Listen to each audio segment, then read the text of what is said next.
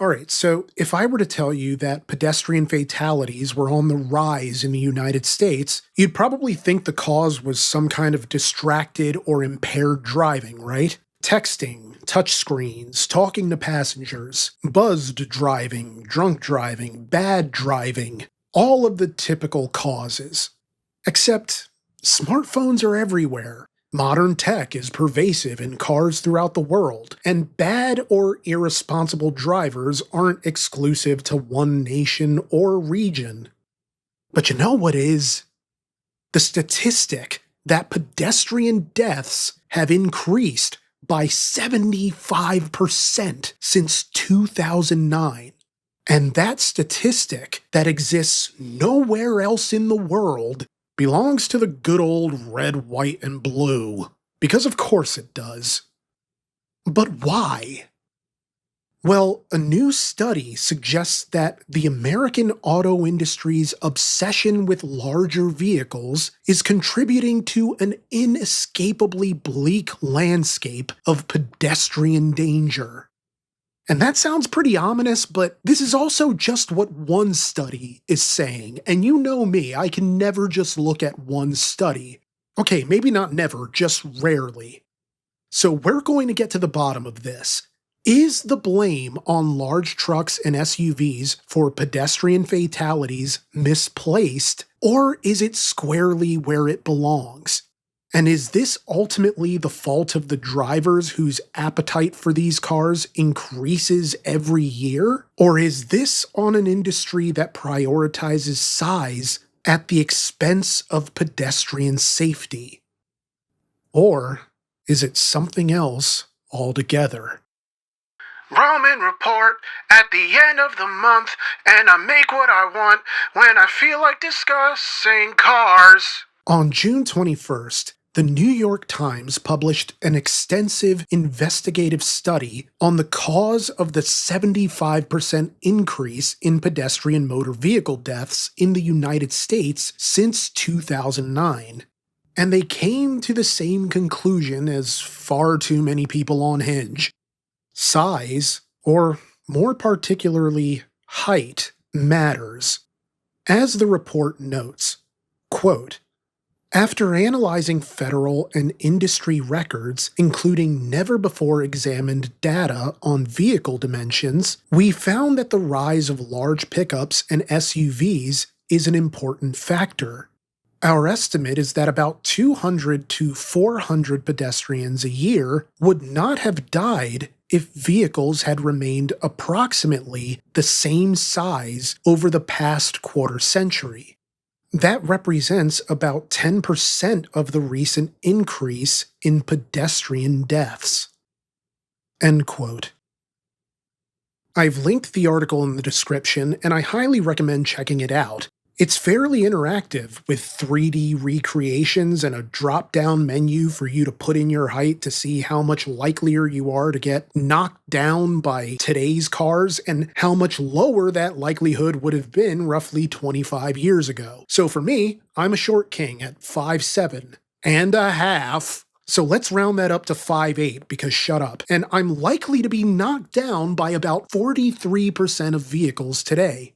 In 2002, the same model year as Estelle, my Toyota Camry that I drive every single day, that number would have been 31%. Either way, I am clearly in peril, but I was in considerably less peril in 2002 than I am today, and I really hope I'm not jinxing anything by saying that. Regardless, it's a dramatic increase caused by what the report found was the even more dramatic increase in the average hood height of American cars today. And they're talking all cars, not just trucks and SUVs, as the average passenger vehicle today has a hood that's roughly 3 feet high, meaning that, as the study notes, quote, anyone shorter than 5'6", about half of American adults, would frequently be rammed to the pavement. So would most children. End quote. Basically, in instances where a pedestrian is struck by a vehicle with a lower hood, The chances are better for the person to be sent rolling over top of the car rather than the car rolling over top of them. The hood essentially absorbs a lot of the momentum so that by the time the pedestrian falls off of the car, they're hitting the ground at a lower speed than they would have been had they been struck by a vehicle with a higher hood line that caught them higher on the body and just, planted them straight onto the ground at full speed. But then taller hoods aren't the only issue here with regards to visibility. There's another aspect of large trucks and SUVs that make them uniquely dangerous to pedestrians and even to drivers themselves. And it's something we complain about a lot on this channel. And that's thick A-pillars. I mean, really, with a lot of the contemporary trucks we've done recently, it's a huge problem.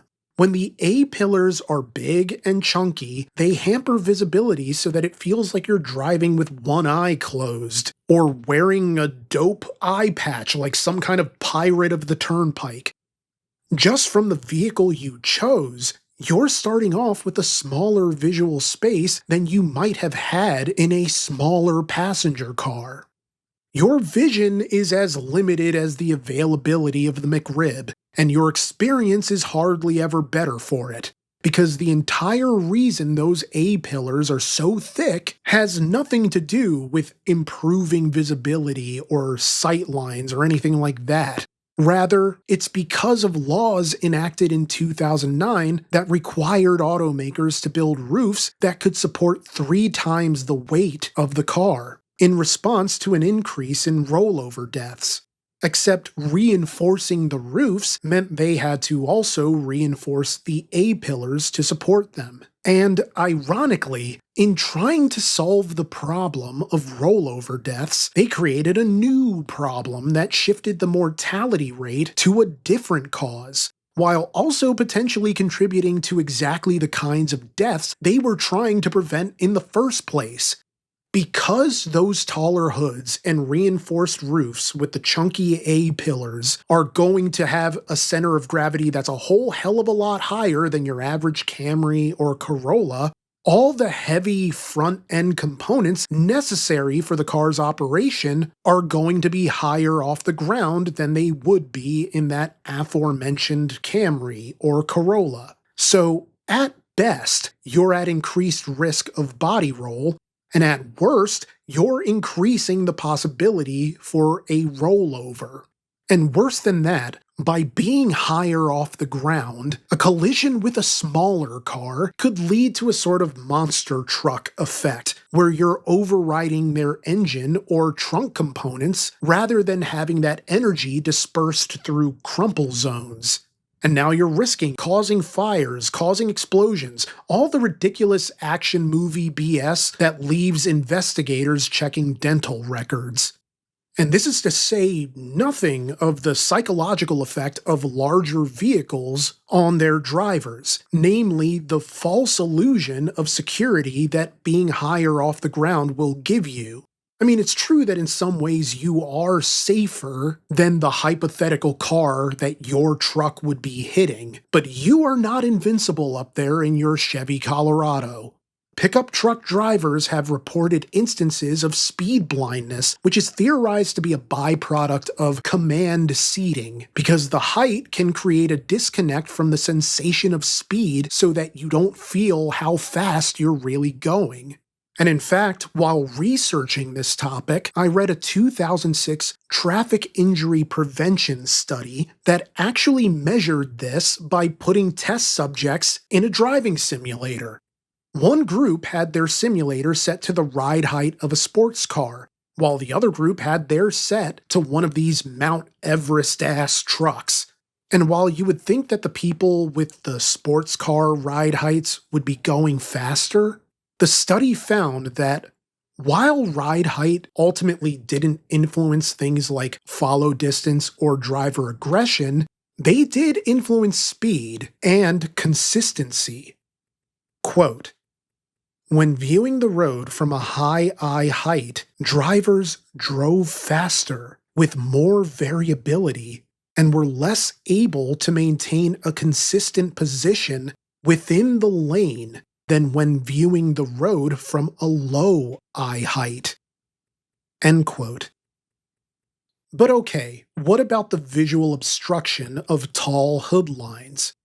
Well, the New York Times study compared the hood height on current models to their counterparts from 25 to 30 years ago. In this case, the Chevrolet Silverado, the Ford F-150, the GMC Sierra, and the Toyota Tacoma. Their findings? Quote, the Silverado's blind zones have nearly doubled. The Sierras and the Tacomas grew by about 60%. The smallest increase was the F-150's. Its blind zones grew by about 25%. End quote.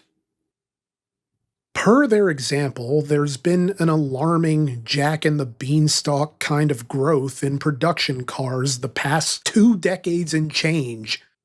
As they put it, a 2002 Toyota Corolla had a 26-inch hood. 12 years later, the 2014 Ford Escape would have a 36-inch hood.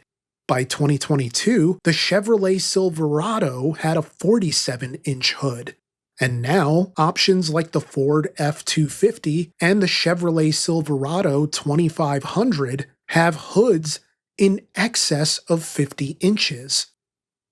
Now, while I appreciate the Times' study, I find it kind of dumb to compare completely different classes of vehicles as if a sedan transformed into an SUV and then into a pickup. But even just by looking at, say, a 2002 Toyota Tacoma rather than a Corolla, the hood height was around the mid-30s in inches, while the current Tacoma has a hood height around 48 inches. And frankly, that difference is stark enough to be a problem, because at 4 feet high, that truck is not hitting you in a way that safely disperses anything except brain matter. It's hitting you higher up on the body, and your likelihood of survival is likely to drastically decrease as a result. But I think what's most troubling about all of this is how none of it is new. Yeah, the information gleaned from the New York Times study is new, but the concept of higher ride height vehicles being a nightmare for pedestrian safety is about as far from new information as we can get, short of an email blast about the color of the sky and the price of printer ink. Researchers allegedly met with senior officials from the National Highway Traffic Safety Administration to warn about the dangers to pedestrians as far back as November 2022, only for no action to be taken, supposedly. Worse, there was outright denial, as a senior official for the NHTSA argued that safety was already improving thanks to pedestrian sensing technology in cars. And while I'm sure that's true, it's bad enough that we rely on technology for as much as we do. But if we're really expecting sensors to replace our own eyes, then I'm not even sure why cars need drivers in the first place. Because as we've learned through years of experimentation with autonomous driving, sensors fail. And even when they don't, they're not exactly batting 1,000 when it comes to detecting an object in the road before it's too late.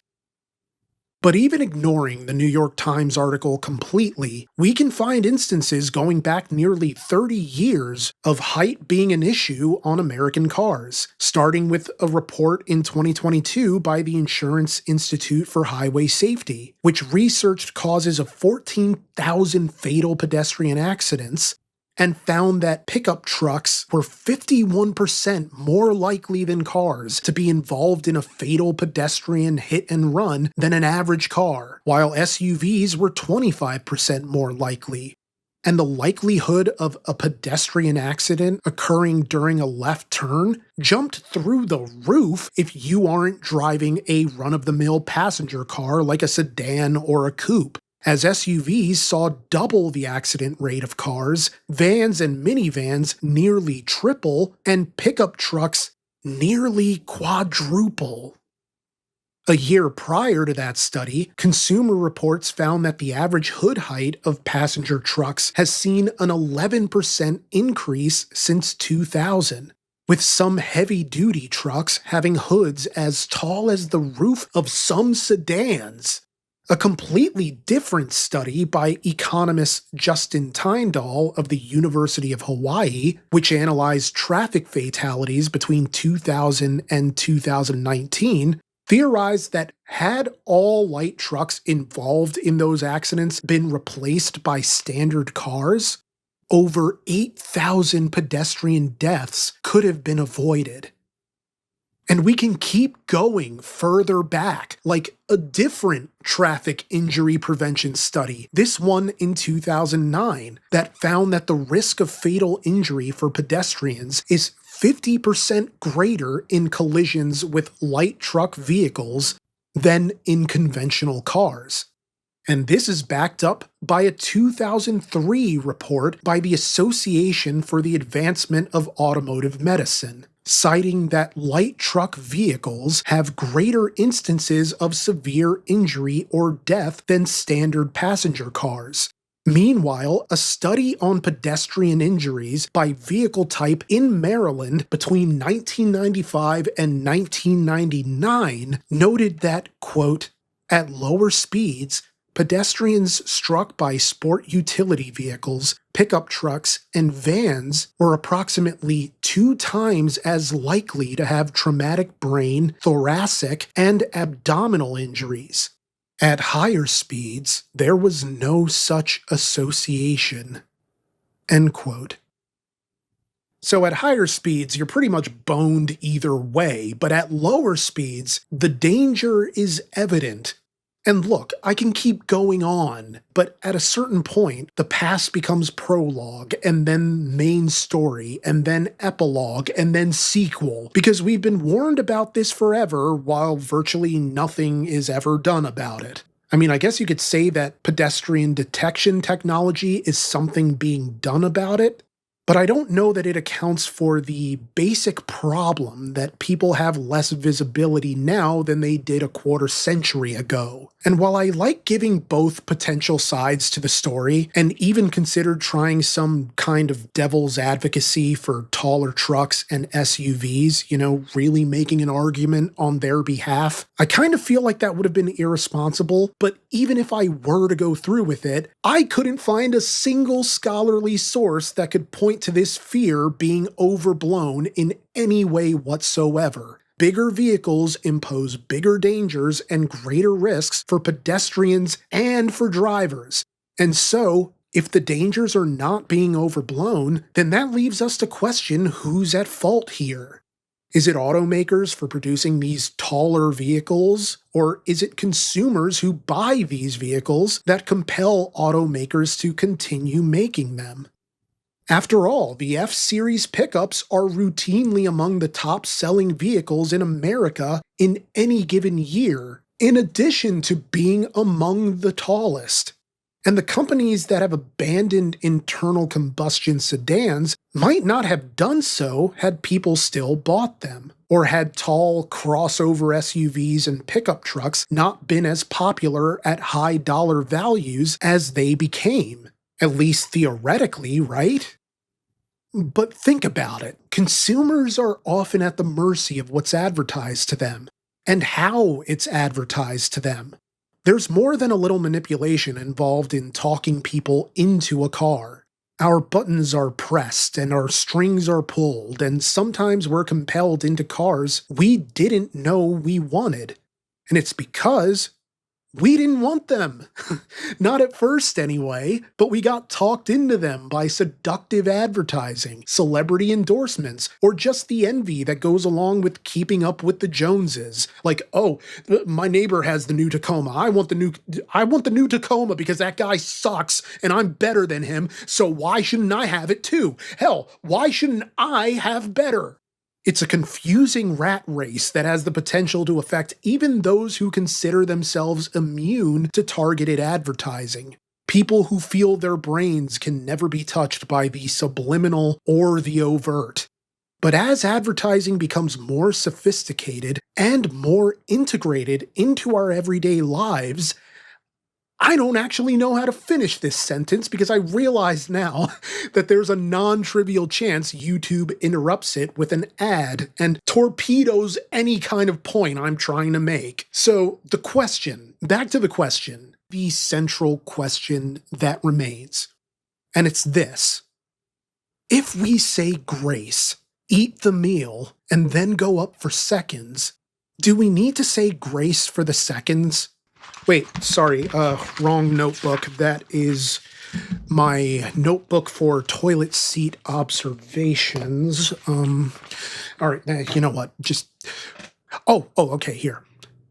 The real question: who is truly to blame for cars getting larger? And at the risk of having already made my own argument for myself just now, I do think this is a corporate issue. People defending the automakers might say that they had large, tall vehicles imposed upon them by legislation that required them to start making reinforced roofs by legislators who have no idea what goes into making a car or what the trickle-down effects of such a mandate would be. That by being forced to build sturdier hoods, they would need to obstruct visibility through chunky A-pillars, and that the hoods would rise to meet all these dimensional changes over the years once people actually started buying these bigger cars en masse, to where the American automotive industry couldn't have survived without them. And maybe there's something to that, since the law about the rollover prevention was instituted on the back of the near collapse of the entire industry in 2009. But even if we allow that, I don't think it absolves automakers from nearly 2 decades of concerted advertising intended to get consumers into ever-growing monstrosities to justify profit margins, because while these trucks aren't cheap to make, it's always been my understanding that the production cost difference with a smaller crossover isn't that extreme. Yet because these sell at such a high dollar value, these bigger vehicles stand to be more profitable. And so we see trucks with dollar values and hood lines that reach eye level with NBA nutsacks, while consumers in search of smaller options find slim pickings among new offerings, unless they want to get an EV. And EVs aren't always practical in certain regions because the infrastructure might not be there yet. So pedestrian bodies stack like flaccid hotcakes, while ads convince emotionally stunted gas pump sticker vandals that they need a heavy-duty road Hulk just to go see their divorce attorney, or convince a married mother of one that she needs a 3-row boulder of Sisyphus just to get her son to karate practice. But by instilling in consumers the desire for these cars, automakers have reinforced the belief that they deserve these cars, which presumably would make this a lot harder for the industry to walk back if they ever did try and shrink their collective automotive output. It's getting to the point where we're going to need to start putting amusement park ride height signs by the front door of every home. You need to be this high to go outside unless you're cool with getting flattened playing the world's most dystopian version of Frogger. It's like the solution to the danger is to simply retreat from it, or to get a tall vehicle of your own. You know, if you can't beat 'em, join 'em. And it got me thinking, there have been a lot of comedians over the years who have made a mint on talking about the old days and how parents didn't care where you went as long as you were back by dark, and how soft current generations are because their parents only let them play between the front porch and the family car in the driveway, and all because they're afraid of their kid being swiped by some weirdo in an unmarked van. And maybe that's true, but honestly, I don't think it's entirely implausible to suggest that there's a parent out there who tells their kid to stay close, not simply because of some vague threat of a weirdo in an unmarked van, but because that weirdo's unmarked van is too high to see their kid in the first place. But okay, That is all just worst case scenario dooming. It's outlandish, it's over the top, and it's probably unnecessary. But then maybe it's not. Maybe the thing that's really unnecessary is pretending that tall cars and trucks and SUVs aren't a problem. Either way, it does seem that the likely outcome for this, sadly, is that pedestrian injuries continue unabated, and people find that they have to adjust by exhibiting an abundance of caution. Call it an evolutionary adoption of additional precaution. But the reason these studies and their results matter is because they suggest that not everybody has the information available to them to be cautious. I mean, if a driver doesn't have visual evidence of your presence, if their eyes are not taking in that visual information because they've been physically impeded from doing so, then they can't adjust their speed, they can't adjust their movement. And by the same token, the pedestrian can't adjust their behavior to account for the sudden acceleration or turning of a driver who doesn't even see that they're there. Is the solution shorter cars? Probably. But I also feel like putting the toothpaste back in the tube is harder than just brushing with the excess. Which is to say, we need to make the best of a less than ideal situation. And while fighting for lasting change is always going to be the best route forward, sometimes you kind of have to figure out how to exist in a world that resists change. Then again, maybe I'm just bitter because I'm 5'7" and a half. But what do you think? Are taller trucks and SUVs really the bane of pedestrian existence, or do you think that there's an argument that this has all been blown out of proportion? I really want to hear your thoughts. Hit me up in the comments. I'll be in there too. Keep an eye out for me. My screen name is Limited Time Roman. If you enjoy this video, like, comment, subscribe, share the video, or join us on Patreon for just $1, where you'll get exclusive content and videos just like this early and ad-free, including my new 2-hour RCR stories on the complete history of the drive-in movie theater. But regardless, I just want to say your viewership is enough, and thank you for giving it. Have an outstanding rest of your week.